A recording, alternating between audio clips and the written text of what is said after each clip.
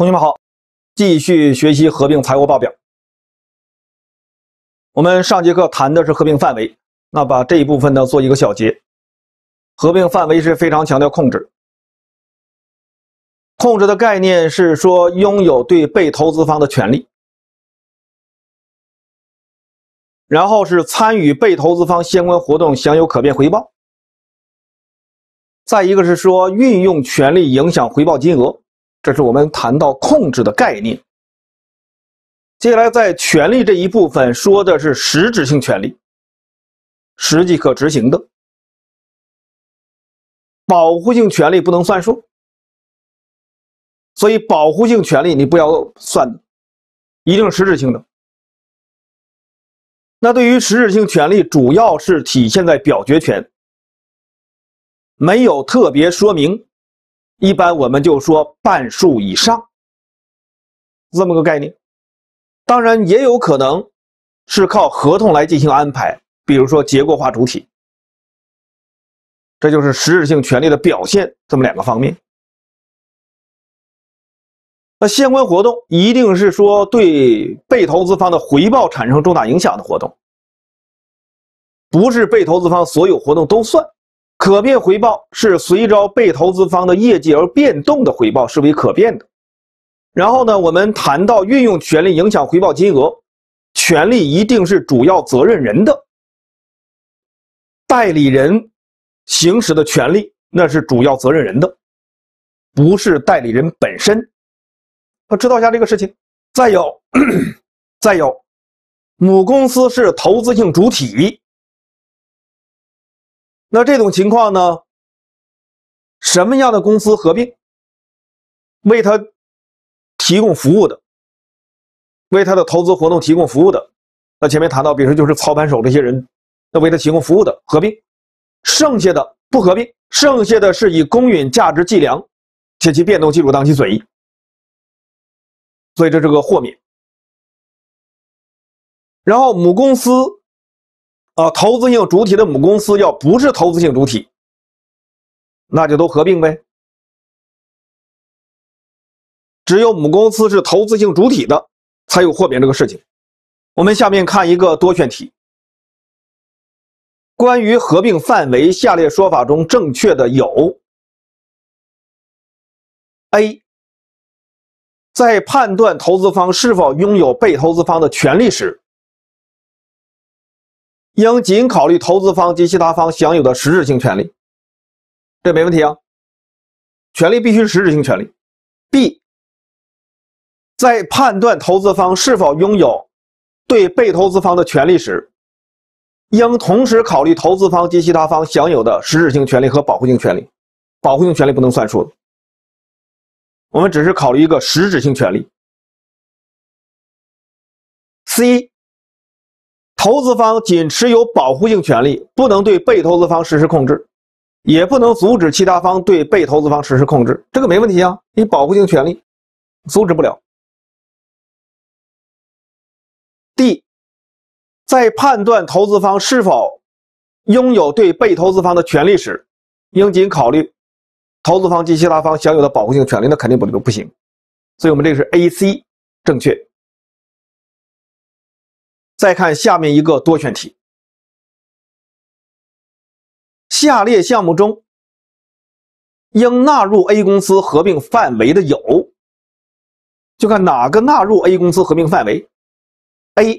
A 公司持有被投资方半数以上投票权，但当这些投票权不是实质性权利，你不能执行了，当然也不能算数，不能纳入合并范围。你拥有半数以上投票权，已经被法院给接管了，你主导不了相关活动了，那就不算数。B. A 公司持有被投资者 48% 的投票权，剩余投票权由数千位股东持有，但没有股东持有超过 1% 的投票权，没有任何股东与其他股东达成协议能够做出共同决策，那这个肯定可以主导相关活动了，应该纳入合并范围。虽然半数以下，但其实是可以主导的。C. A 公司持有被投资者40%的投票权，其他12位投资者各持有被投资方5%的投票权。股东协议授予 A 公司任免负责相关活动管理人员及确定其薪酬的权利。若要改变协议，需获得2/3的多数股东表决权同意。那我们主导相关活动，这是典型的一项吗？任免负责相关活动管理人员确定薪酬，就即使那12位投资者联合起来，都联合起来60%，也没有达到2/3。所以只要是 A 不同意改变协议，那他就可以主导。这种情况当然要纳入合并范围。我们再看一下 D。E 公司拥有4名股东，分别为 A 公司、B 公司、C 公司和 D 公司。A 公司持有 E 公司40%的普通股，其他3位股东各持有20%。董事会由6名董事组成，其中4名董事由 A 公司任命，剩余2名分别由 B、C 和 D 公司任命。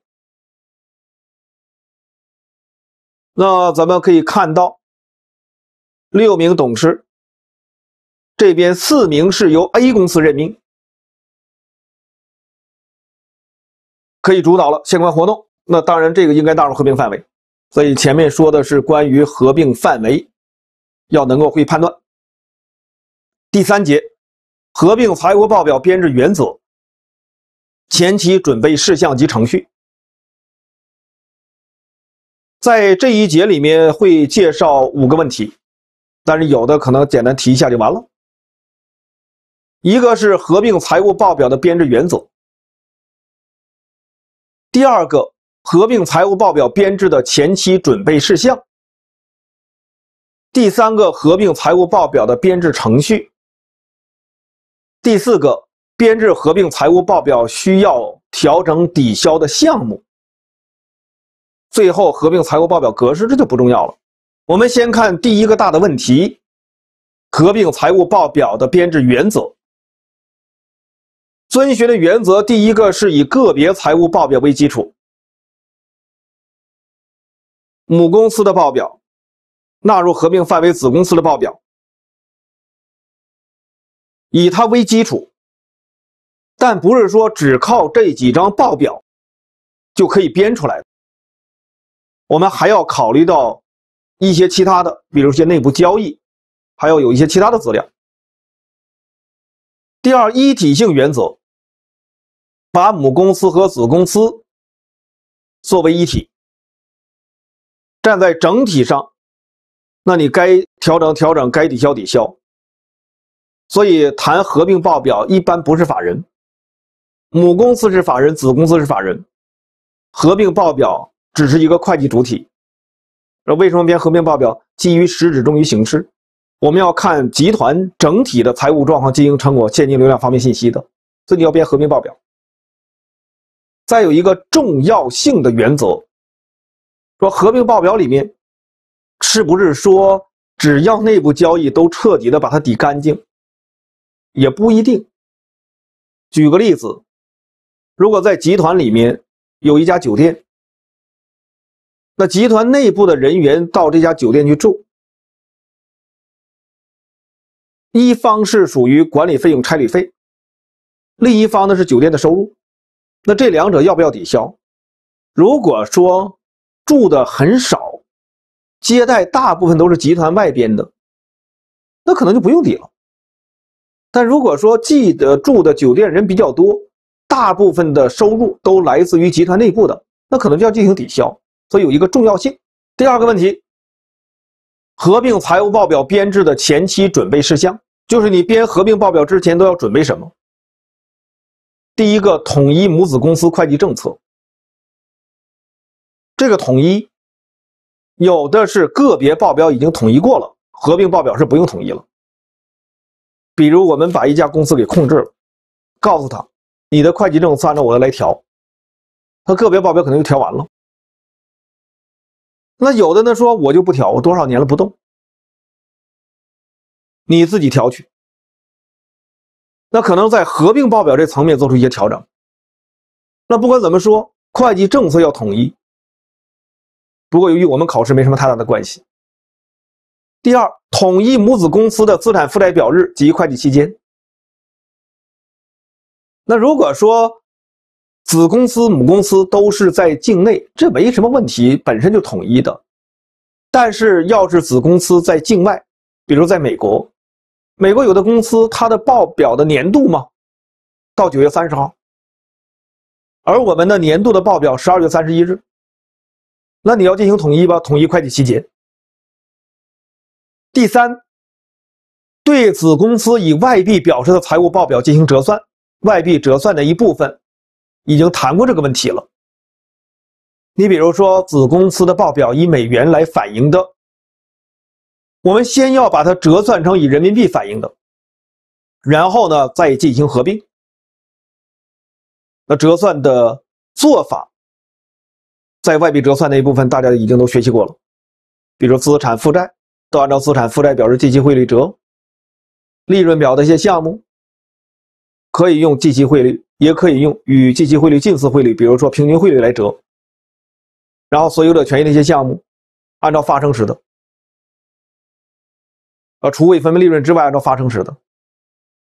那其实所有的权益的一些项目期除数来自于上期期末，本期发生的增减变动按照当期的折算，最终期末数就这样算出来了，期除加增加减减少等于期末。那最终呢，资产要等于负债加所有的权益，所以会出现外币报表折算差额反映到其他综合收益吗？第四，收集编制合并财务报表的相关资料。我们合并报表里面站在整体上考虑问题，那比如说整体不存在的就要把它抵消掉吗？比如说母公司向子公司销售商品赊销的，确认应收账款100万，那边应付账款100万，整体上没有就要把它给消除掉。第三，合并财务报表的编制程序，一个是设置合并工作底稿，这个工作底稿上下面就要把母公司的纳入合并范围子公司的个别报表的数字过入到合并工作底稿里面来。那下面呢，相同项目数字相加算合计数。下面一步，站在整体上编制调整分录抵消分录，然后再算合并金额，最终填列合并财务报表。其实在上一章企业合并书上那个例子，大家已经看到这个程序了。P 公司 S 公司个别报表数字过入进来了，只是我们的例子里面没算合计数，但你自己得知道它为什么没算合计数呢？可能篇幅太宽，应该算合计数，编了调整分录抵消分录，算了合并金额，然后填列合并财务报表，这它的程序。第四个问题，编制合并财务报表需要调整抵消的项目，那你就作为整体来看呗。这书上在这里面有谈到调整抵消一些项目，其实可能我们现在来看，有的也不一定能看得懂。书上的调整抵消项目其实也没有完全说全。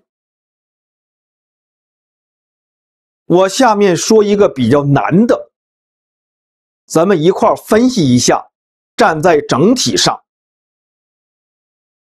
怎么做。一定站在整体上来考虑问题。那你该调整调整，该抵消抵消。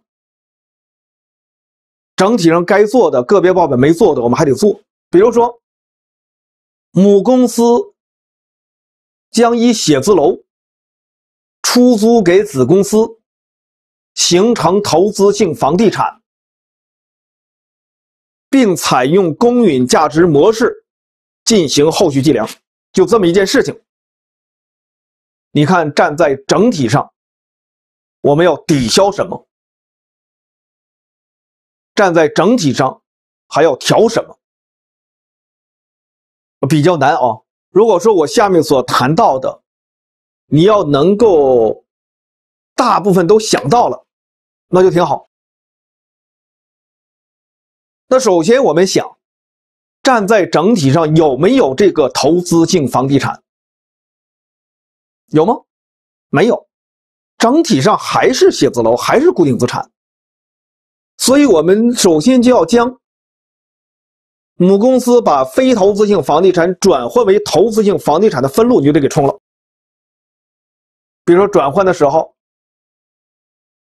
它可能投资性房地产是公允价值反映了，把非投资性房地产的账面价值给冲了，出现的差额可能是其他综合收益，那也可能是公允价值变动损益。不管是什么，这笔分录要冲掉，没有吗？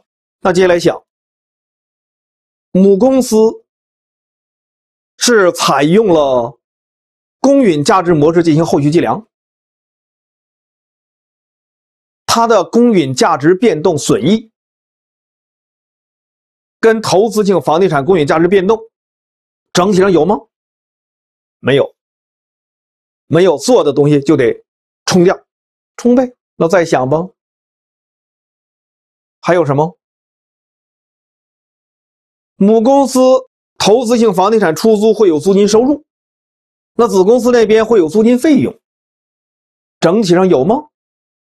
还没有，没有，冲掉。就是站在整体上考虑问题，不存在的就冲掉。还有什么呀？说投资性房地产一旦采用公允价值模式进行后续计量，不提折旧不摊销，但是站在整体上还要考虑提折旧。你原来是写字楼啊，固定资产提折旧，整体上要提折旧，把没提折旧给补上。还有吗？有啊，如果说你确认递延所得税负债什么的，你要是站在整体上按照固定资产跟税法一致，没这些东西啊，还得把那个冲掉。你看要考虑多少？当然我刚刚所说的以前在考试时只是没有考虑递延所得税负债，别的已经都涉及过，这就是我们合并报表抵销的问题，有的就比较难，那也有比较简单的。说母公司要把100万货币资金预付给子公司，说站在整体上销售什么？预收款项、预付款项100万一消除，结束了。有的要复杂一些。我们在后面的内部交易消除时，会涉及到内部商品销售、内部固定资产、无形资产、债权债务等等，所以到那个时候再具体看。所以现在我们就是站在整体上来考虑问题，这一点非常的关键。第五，合并财务报表的格式，那你自己大致看看书，就会看到合并资产负债表会有少数股东权益，合并利润表上会有少数股东损益，这比较特殊就行了。第4节，长期股权投资与所有者权益的合并处理。同一控制下企业合并，在这一节里面要介绍2个问题，一个是同一控制下取得子公司合并日合并财务报表的编制，下一个是直接投资及同一控制下取得子公司合并日后合并财务报表的编制。其实第一个问题在企业合并那一章已经都涉及了，但是这2章是不同的作者写的，所以又给重复了一下。在企业合并曾经谈到过同一控制，用的是权益结合法，是要强调账面价值而不是公允，购买法嘛才是公允。那我们先看第一个大的问题，同一控制下取得子公司合并日合并财务报表的编制。那有一点要进行说明，控制发生的直接费用、审计评估、法律咨询费用，那一定是计管理费用，它不涉及抵销的问题。别管同一控制非同一控制都是如此。我们不要把它计入到长期股权投资成本，说最终还要把它抵消，没有，直接计管理费用。抵消分录，在合并日这一天，母公司的长期股权投资和子公司的所有者权益抵消。非全资子公司，我们同时还要确认少数股东权益。抵消分录里面，借方可能不可能会有商誉？可能，但这个商誉不是新的，一定是原来别人合并这家公司有的商誉，因为我们是一个集团嘛，统一控制是一个集团内部的，我们合并时还要反映相同商誉。这是在上一章也谈到过，长期股权投资部分也说过，说长期股权投资统一控制在入账时，是相对于被投资方，相对于最终控制方而言所有者权益账面价值份额，然后还要再加上最终控制方控制时有多少商誉，我们要反映多少。那你既然这里面多了一块商誉，抵消时自然就出现了，它不会产生新的商誉，一定是说不产生新的商誉。是不是抵消分录里面就一定不出现商誉？那不一定，可能会有。然后再有，同一控制下企业合并用的是权益结合法。那权益结合法，我在投资长期股权投资那一部分，还有企业合并都说了，并且有点重复，在这呢，我就不想再展开讲了。一体化存续，就是你真正等到年底编利润表、编现金流量表时，都从年初开始算起。在合并日之前，被合并方在集团里面实现的留存收益，我们要恢复。如果你要是全资的子公司全恢复，当然指的是在集团实现的这一块。如果说子公司是2年前由集团别人从外部购买的，那外部购买以前有过留存收益，那我们不能恢复，一定是说在集团之后实现的这一部分来进行恢复。一体化存续吗？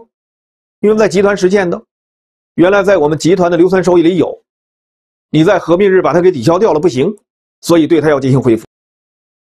恢复的时候呢，要冲减资本公积呗，资本溢价和股本溢价。那你不够了就不恢复那么多就完了。看一下教材的例21，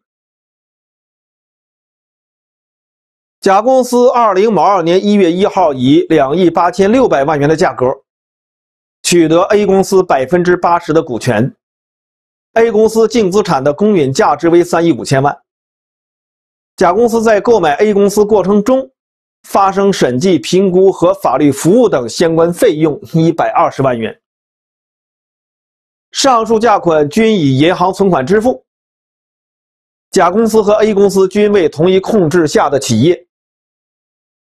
A 公司采用的会计政策与甲公司一致。A 公司股东权益总额为3.2亿万元，其中股本2个亿，资本公积8000万，盈余公积1200万，未分配利润2800。合并后，甲公司在 A 公司股东权益中拥有的份额2.56亿。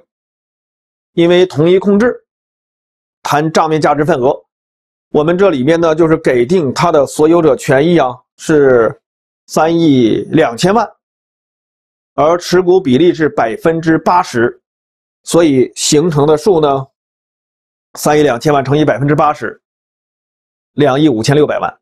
好了，看一下会计分录。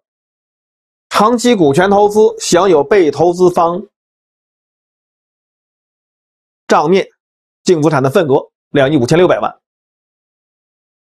然后呢有120万的相关费用，法律服务费用、直接相关费用要计入管理费用，管理费用120万。我们付出的对价2.86亿万加120，那贷方贷银行存款，差额呢就是资本公积呗。那一般来讲也不会说资本公积不够，当然资本公积一定是要冲减的资本公积的资本溢价、股本溢价。我们资本公积里要有其他资本公积还不能动，所以这个差额呢就是资本公积。长期股权投资确认和计量，要编抵销分录。在这一天，借方借记股本2个亿，资本公积8000，盈余公积1200，未分配利润2800。贷方的长期股权投资2亿5600，少数股东权益6400。那其实呢，我们还应该有一个恢复。书上呢，在这一章没有。那考试时呢，尽量还是要恢复的，就在投资范围之内，投资80%的持股比例，那这一块的盈余公积1200，未分配利润2800。当然得假定说这172、2800，都是 A 公司在我们集团里面经营过程中赚的，未分的。但如果说有一部分是原来从集团外部形成的，这还不好说，那一部分你恢复不了，恢复不着。我们恢复是按照80%呗，172乘以80%，未分配利润2800乘以80%，这样借方借记资本公积3200，贷盈余公积960，未分配利润2240。不要认为说企业合并那一章就恢复了，到这就不用恢复，一回事儿，还是要体现一个一体化存续。好了，那第二个大的问题，直接投资及同一控制下取得子公司合并日后合并财务报表的编制，这属于合并报表的一些内容了。其实我们上一章到合并日、购买日，那是企业合并谈的吗？合并日、购买日以后，那属于我们这一章的内容了。接下来呢，有一些项目的数字怎么算，我们一起看一下。比如说 S 公司原股东拥有 S 公司80%的股权， S 公司有资产200，负债100，所有者权益100。现在 P 公司向 S 公司的原股东付款付了80万，取得了 S 公司原股东持有 S 公司80%的股权。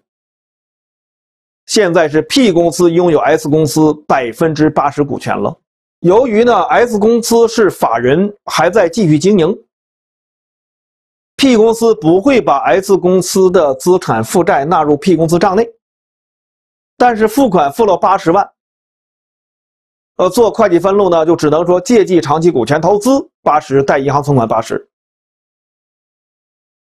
也就是说，长期股权投资代表的是被投资单位的资产负债份额，合并报表是把 P 公司、S 公司作为一个整体来进行考虑。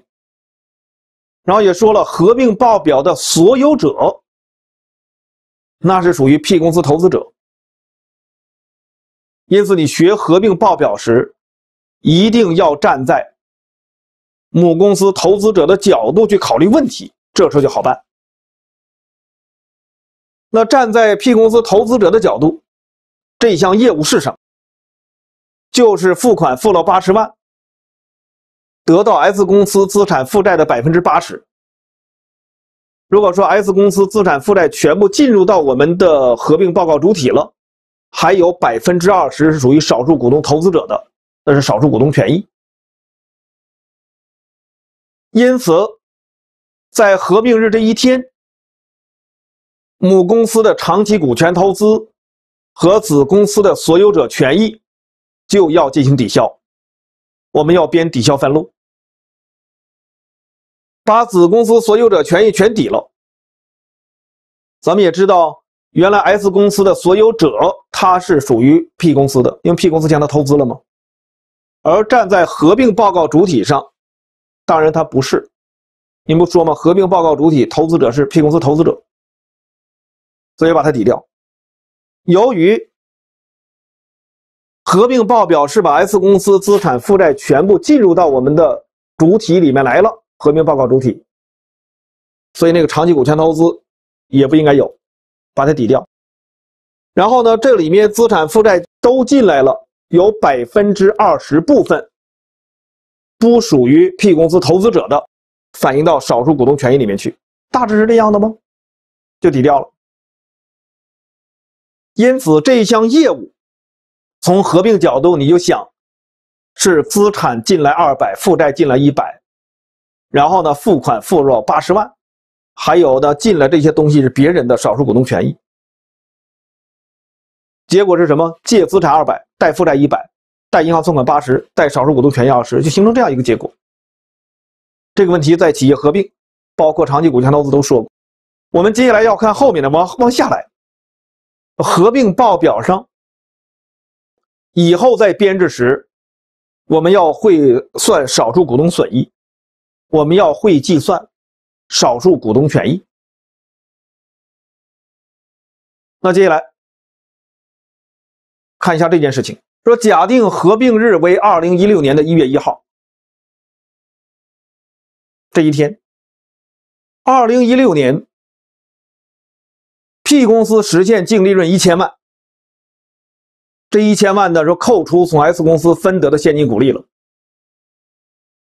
S 公司要分股利的话 ，P 公司确认投资收益，成本法核算确认过投资收益，这是个内部交易，当然这不能算数。说扣完了还有1000万，告诉 S 公司实现净利润是100万。S 公司分配现金股利40万，不考虑其他因素，这么个事儿。S 公司实现净利润是100万，那咱们算算，你说少数股东损益是多少？少数股东损益是少数股东投资者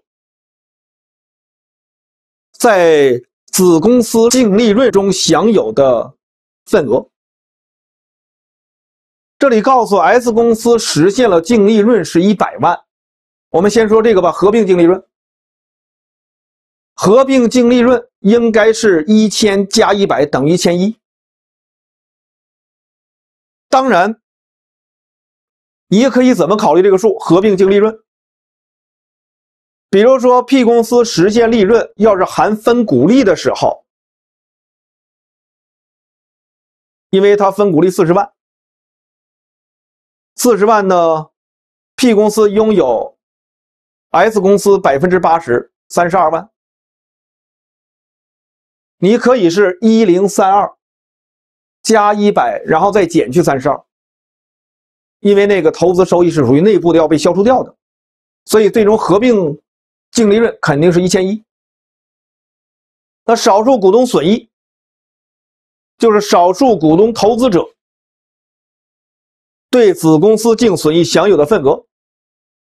S 公司实现的净利润数是100万，少数股东损益自然就是20万。我们可以直接进行计算的，这没有任何问题。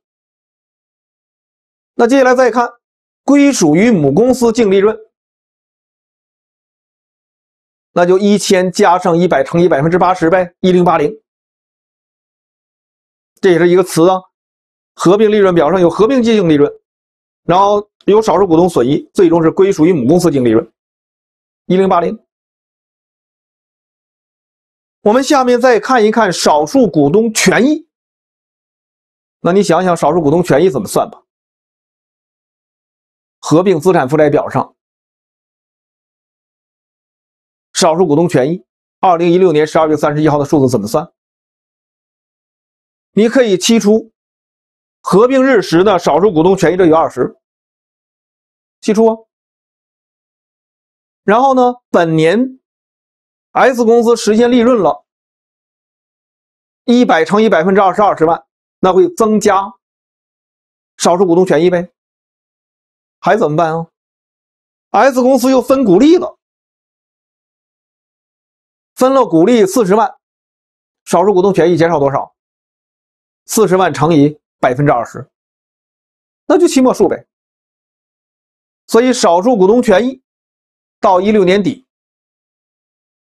期出的20，加上增加的100乘以20%，再减去40乘以20%，那就32万呗，不就这么个事儿吗？我跟大家讲，其实，在合并报表后续的，你只要能够把少数股东损益利润表上的，把归属于母公司的净利润算出来就可以了。合并资产负债表上，你能够确定少数股东权益就行了。而一般的来说，确定这件事情并不难，不是那么复杂。我们书上呢，在这一章原来是强调啊，说是由成本法核算控制改成权益法，然后通往改权益法在抵销时决定少数股东权益，有点浪费时间。当然，今年在教材上加了一句话：我们合并报表的编制不见得由成本法改成权益法。你像有一些数字，我举这例子完全可以直接确定的。报表上母子公司报表相加，然后你内部交易该条条该抵抵，利润表上算出少数股东损益了，停了。因为你合并利润有了，扣掉少数股东损益归属于母公司净利润吗？那再有合并资产负债表上把少数股东权益确定就完了。少数股东权益期初加增加减减少，不就等于期末吗？所以要是真正基于成本法直接编报表，我们的思路我简单的说一下，就在合并日或购买日这一天，那你长期股权投资跟这个所有者权益以后一直要做这笔分录，因为个别报表上一直反映它。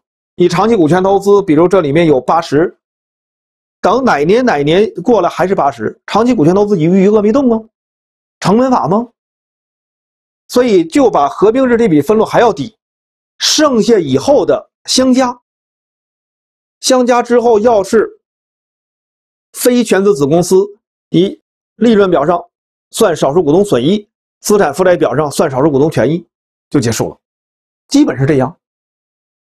当然有一件事情也是内部的，也是个内部交易一样，就是子公司要是分股利，分股利给了母公司了，母公司那边确认投资收益，这个呢应该要抵消，要抵的。那也是属于像内部交易吗？比如那边确认投资收益，那你肯定说借投资收益，要把它给抵掉。然后子公司那一边分股利时，那个项目是对所有者或股东的分配，带对所有者或股东的分配。如果母公司拥有 80%， 那你还有少数股东权益，再借记少数股东权益那 20%。所以你看减去嘛，要分40呢也就是40乘以 20% 吗？就做这个分录，就用不着再把长期股权投资由成本法改成权益法了，改完再去抵。我知道有的同学那对这一块的做法有时候感觉可痛苦了，特别一些海外学习回来的同学说，原来学合并报表我感觉挺容易的呀，还跟我说都得 A 呀，怎么到这边学的时候看不懂了？依成本法改成权益法就显得可难的了。而事实上有时候没有这个必要，合并嘛，母子公司作为一个整体，那整体呢，合并日这一天的长期股权投资跟所有者权益，那你得想着每年都编这个分录，后面是简单相加，不是我们的一分离。然后有内部分股利了，你把它给抵了，其实那也是一项内部交易，这就结束了，叫合并。我为什么画这个图，主要让大家明确，我们现在考试时呢，有时让你由成本法改成权益法，那你去做去。如果没有要求由成本法改成权益法，你要算少数股东损益，算少数股东权益时，别老想着说我得成本法改成权益法，通过编分录的方式再去计算，那太多余了。数字都知道了，还编什么分录啊？用不着。这是关于少数股东损益、少数股东权益的计算，特别少数股东权益期末数，我们计算时用期初的，然后加上增加，减去减少等于期末这种方式，来进行计算就可以了。那这节课给大家介绍的就是把合并范围举了2个例子，给定事项要能够判断是不是纳入合并范围，或者说法是否正确。然后谈到了合并报表编制的前期准备事项，还有程序，这些呢都是大致知道一下。那接下来就是合并日，同一控制下的企业合并。合并日的时候，母公司长期股权投资和子公司所有者权益要进行对冲。一般的借方可能没有商誉，如果说在集团内部别人控制子公司时有商誉，我们现在控制了，当然还要反映，所以叫不产生新的商誉。再有呢，在合并日编报表时要有一个一体化存续。在集团内部，子公司实现的留存收益要给予恢复。在母公司持股比例范围之内要进行恢复。书上例子没有恢复呢，并不见得说，就以这个为准。反正你考试时说答案它没恢复，可能算正确，但是也可能就不算正确。你写上了恢复的分录，即使说答案那边没有也没关系，他也不会扣你分。我们正常的还是要做这个工作。好，这节课就到这里，谢谢大家。